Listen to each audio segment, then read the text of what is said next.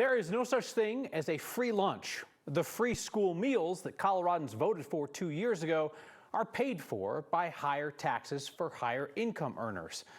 There were other promises on that ballot measure, like higher pay for school cafeteria workers. Our Marshall Zellinger found out some of those promises may be broken. The buffet line with fresh fruit, veggie trays, teriyaki chicken, and egg rolls, well, that's the lunch line at Mountain View Elementary School in Aurora. I think a lot of people have no idea how far we've come. Kim Kilgore runs food nutrition services for Cherry Creek Schools. The district has seen school meal participation increase from 25,000 meals a day to 35,000 meals. Our schools and our cafeterias were not built to serve the percentage of students that we are right now. The kitchens, coolers, and freezers are not big enough for all the food needed in a week. One of the unintended challenges of the popularity of school meals, since they are now offered at no charge because of Proposition FF. This is what voters saw in 2022 when choosing yes or no on FF.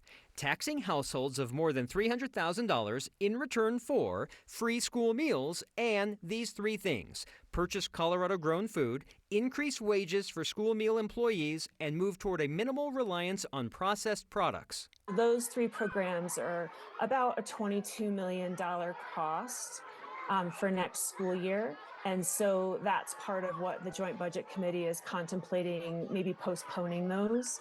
Brian Riley is the director of school nutrition for the Colorado Department of Education, which notified the lawmakers that handle the state's budget that because of inflation and popularity, Healthy School Meals for All is short $24 million this year, and it gets worse. Next year, potential shortfall is up to $49 million.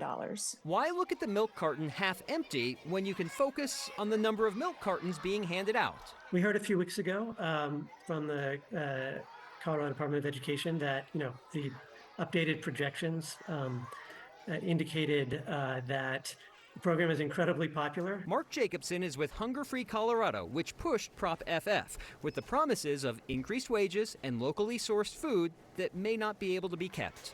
There are ways to make it work, even with being a little budget conscious. The core piece of this, the food for kids is safe. That is not going anywhere. Democratic State Senator Jeff Bridges is on the Budget Committee and sponsored the bill that put Prop FF in front of voters. So he'll be partially responsible for finding funding to keep the three promises beyond free school meals. I would feel disappointed that we put that in there not knowing that we could back that up. The 6 lawmakers on the Joint Budget Committee tomorrow will try to figure out how to backfill $24 million missing dollars for this school year. But as I heard from the Colorado Department of Education, if you don't fund those 3 grant programs, that's $22 million of the $24 million. Lawmakers appear to be ready to protect free school meals, but those other things that voters were promised, Kyle, are either unfunded or up to local districts to figure out, well, we could pay for it out of our own money. We weren't supposed to, but if we want to, we could try to do that. You see about all those cafeteria workers that are just like working like crazy now to accommodate all these kids who are coming in to get free meals. Yeah, with extra work needed because the kitchens aren't big enough, more people are eating in school, and they're thinking, hey, maybe we're going to get more money because that's what people heard on the ballot, and maybe they're not going to get more money now.